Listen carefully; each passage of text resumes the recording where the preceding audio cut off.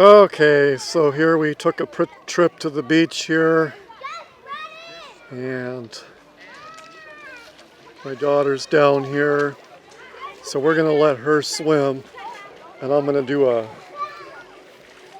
quick one-verse video for you here. And we're gonna go walk about in the back here through the woods, through this cedar grove here. We'll have to get away from the noise. So, it's the 4th of July here, so there's a lot of people here. So I'm going to talk about Romans 14:14. Howdy. Howdy. We'll get back here in the woods where we can talk some without getting interrupted.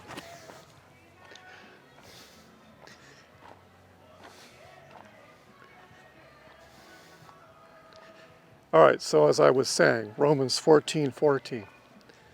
Now, the ordinary translations of Romans 14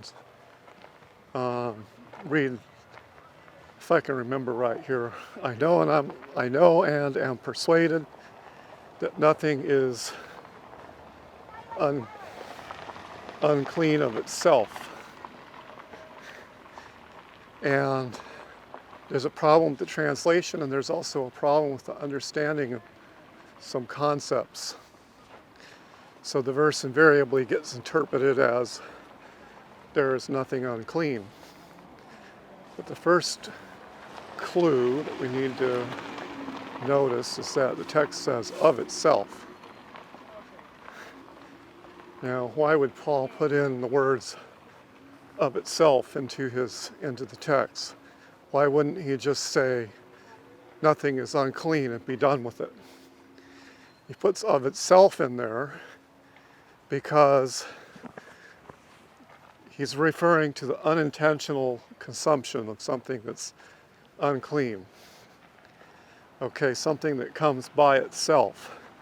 And of course, in Judaism, if you check Jacob Neusner's book out, Philosophical Premises of Judaism, he has a whole chapter on intentionality. If somebody breaks the law, it's important whether it was intentional or not. Okay, and this idea is supported by Paul's words. Okay, so if you unintentionally eat something unclean, then it doesn't defile your heart. But if you know what the law says and then you intentionally break it, then it defiles the heart. So this is why he said of itself. Okay, so the next thing, and I should probably read you the Good News of Messiah translation on this, but I'll talk about it a little bit first, is that he doesn't use the word akathartos, which would mean unclean. He uses the word koinos, which means common. Okay, actually literally in Greek it means shared or common. But in this specific context, koinos refers to food, or food that would normally be regarded as clean. But because it shared an environment with something that's unclean, was prepared by a Gentile, or was on the shelf with things that really are unclean, or somehow in some way was associated with something that was really unclean. But itself, it was a clean food, but it was associated, then by this association or contact, it would share the defilement of the unclean thing that it was in association with. So we have another category of food where the shared defilement may go unrecognized because the food itself was clean, okay?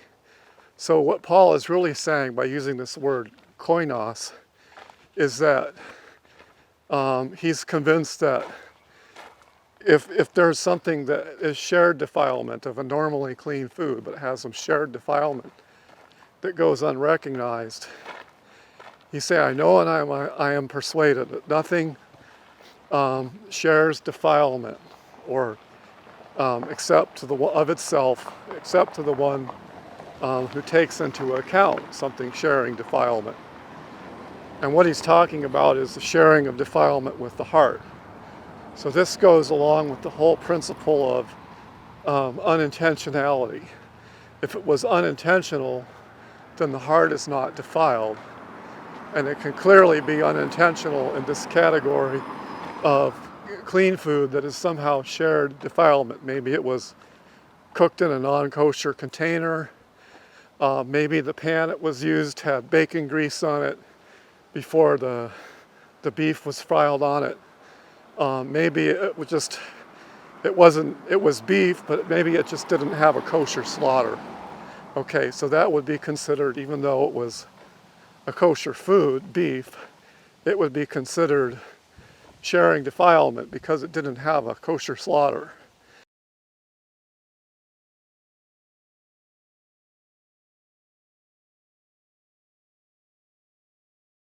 Okay, even if all the blood was drained out, it was still considered in the category of an unconsumable. So let's take a look at the translation really quick here. And, oops, we don't want to get in the afternoon sun there. Okay, well, I'll give you a view of the graveyard here. We can walk down here in the cemetery, and I'll read you what the text says. Okay. Don't really want to have to edit this video here, so you're going to have to look at the ground for a bit here. Okay, so here's what the text says. All right. Well, I'm going to read it to you. Okay, maybe I'll edit a little bit, but that depends. Okay, so let's switch hands here. You can see me here. And the good news of Messiah.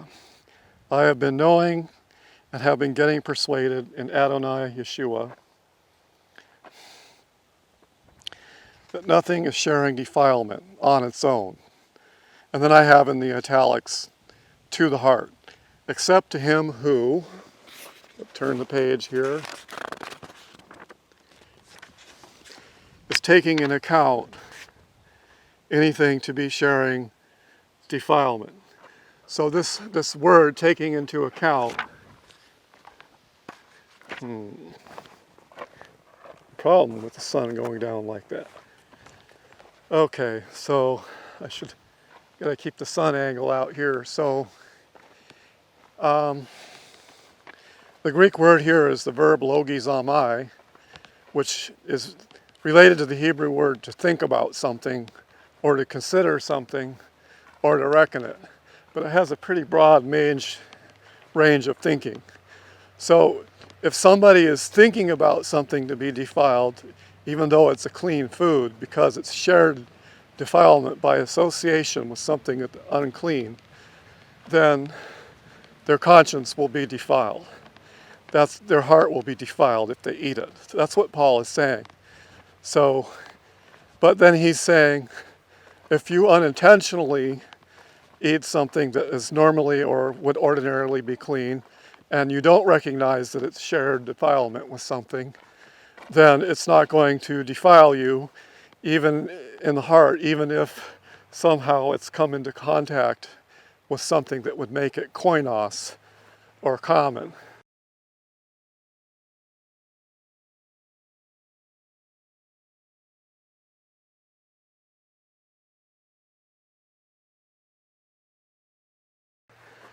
So all I can say is I put this explanation up on the side of a prominent anti-Torah teacher, and it was deleted. Now I really don't know why Solberg deleted it, but he did, and responded to essentially a lesser argument that I had made. So there's a lot more to be said on this, but there's a lot of a mistranslation and stuff, but I think this is sufficient to explain this one verse, okay? And so in a quickie video like this, I'm not going to, bring in all the other context. Of course, we know the law says what's clean and unclean. And if Paul had really done away with the law, he would have had bigger problems than being misinterpreted or being hard to understand. Okay, so one last thing here. I'm walking. Let's see if I can get this shot right here. So this right here, I've got to get down in the shadow here because we'll not. Yeah, I don't think we're going to get a shot of this at all because the sun is coming right from the back of it. All right. But this gravestone here is my father-in-law's gravestone. Actually, it's a family plot. Okay. What I need a light shroud here on it. A sun shroud. Maybe you can get some there if I sun shroud it there. I don't want to damage the camera with it. Okay, so we had the funeral. That was Monday a week ago. Okay, so that's all on this video. Thank you for listening. Dan Gregg, over and out.